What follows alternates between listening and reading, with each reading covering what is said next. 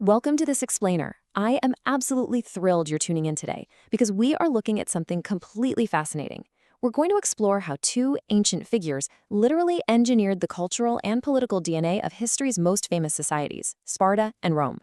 Now, to be clear, these aren't the guys who just swung swords and won the initial battles to put a city on the map. No, these are the master architects, the visionaries who built the invisible walls, the legal and social frameworks that allowed those cities to stand strong for centuries. Okay, let's dive into this because here is the fundamental question at the heart of all this. Imagine you're a visionary leader. How do you actually bind a free people to a strict set of rules that you yourself won't be around to enforce? Think about it. That is a heavy, almost impossible burden of the future, but it's exactly what every ancient institution builder had to face. They had to create a societal discipline so deeply ingrained that it would hold its exact shape long, long after they were in the ground. So here's a quick look at our roadmap for today. We'll briefly define what an ancient lawgiver actually is, look at how Sparta specifically engineered warriors, see how Rome engineered worshippers, explore three massive contrasts in their methods, and finally, we'll see which of these two systems actually endured the test of time. All right, jumping right into Section 1, the ancient lawgiver and how they gave a city its shape. So the crucial point here is understanding what this concept actually meant in the ancient imagination. A lawgiver, which is a nomothes in Greek or legum lator in Latin, is not just the founder of a city. The founder calls the city into being, right? But the lawgiver is the single mind that comes in afterward to impose a constitutional shape on a group of people who are kind of just living chaotically. We see this with historical figures like Solon, and structurally you even see it with Moses in the biblical tradition. Today, though, we are looking at two of Plutarch's absolute greatest, Lycurgus of Sparta and Numa Pompilius of Rome. But we got to address the chronological elephant in the room here. Did these two guys actually exist? Well, both of these figures stand at the very hazy, blurry edge of legend. Lycurgus is usually placed somewhere way back in the 8th or 7th century BC, but his actual, literal life is incredibly difficult to verify.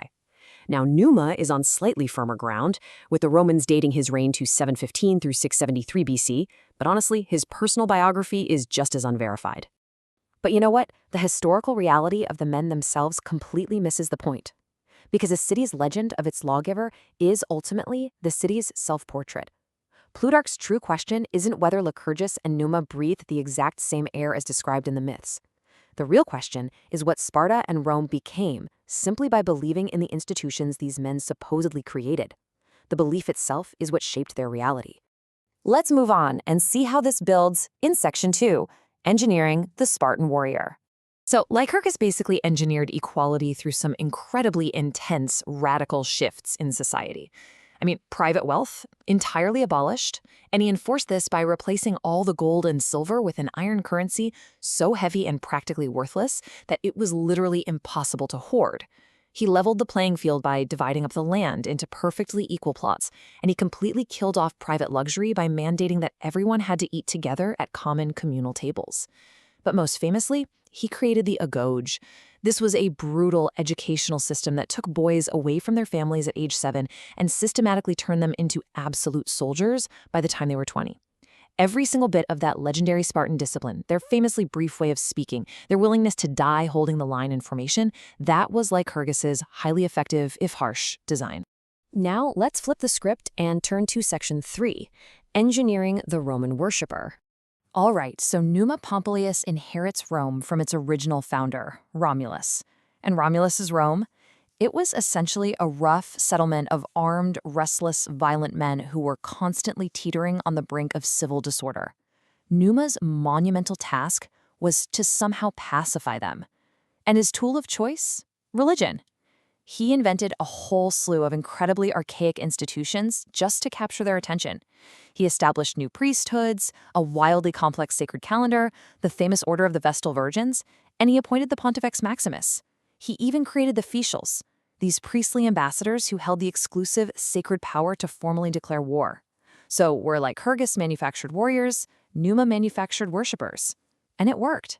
He successfully gave Rome its only sustained period of true peace in its first 600 years. Which brings us to Section 4, Three Great Contrasts. Now, what's really interesting about this is Plutarch's brilliant use of a technique called synkresis. It's a direct head-to-head juxtaposition of their completely opposing methods. First up, we have coercion versus persuasion. Lycurgus had to violently force the Spartan oligarchs to give up their wealth. The resistance was so incredibly fierce that one of the elites actually put out Lycurgus's eye during a riot.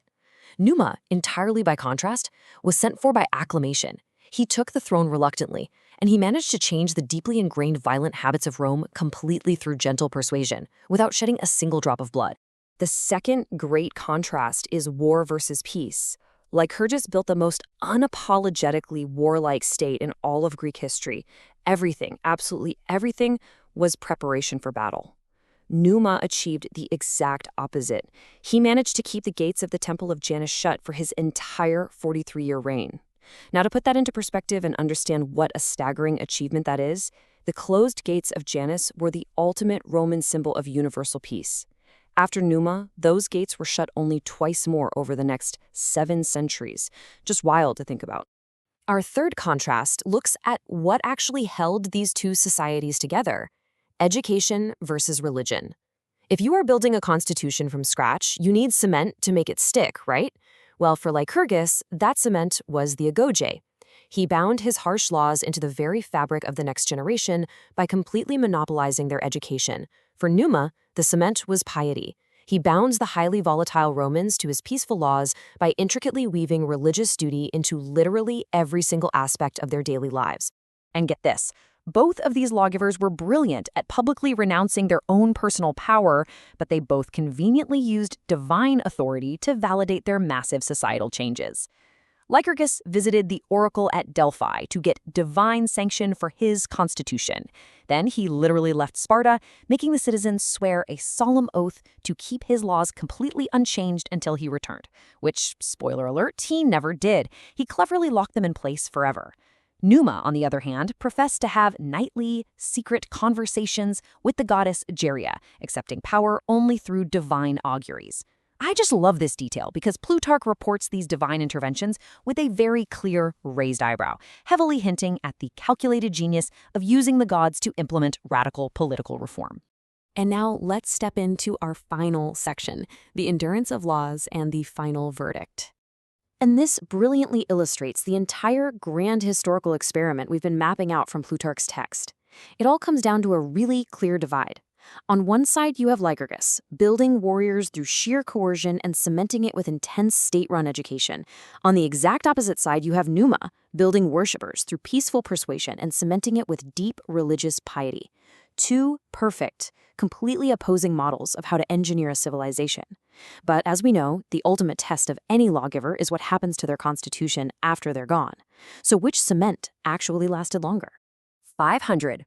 For more than 500 incredible years, the laws of Lycurgus successfully bound Sparta together, holding them in strict, unwavering discipline and outright regional dominance. His violent, unyielding, heavily engineered system, it worked flawlessly for half a millennium. But then, we have 43. Numa's beautiful, universally admired peace, a peace achieved through gentle persuasion and quiet religious devotion, lasted exactly for the 43 years he was actually sitting on the throne. The absolute moment Numa died, that entire peace completely shattered and Rome immediately reverted back to its violent, warring ways. So, what does this all mean? Well, it leaves us with this final, somewhat haunting question to reflect on. What really is the ultimate price of a lasting constitution? Is a society's endurance only guaranteed by an eternal, brutal preparation for conflict, like we saw in Sparta?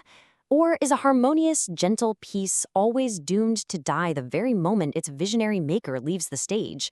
It definitely makes you wonder about the frameworks we rely on to hold our own societies together today, doesn't it? Thank you so much for joining me to unpack this fascinating piece of ancient history. Keep questioning the world around you, and I will see you next time.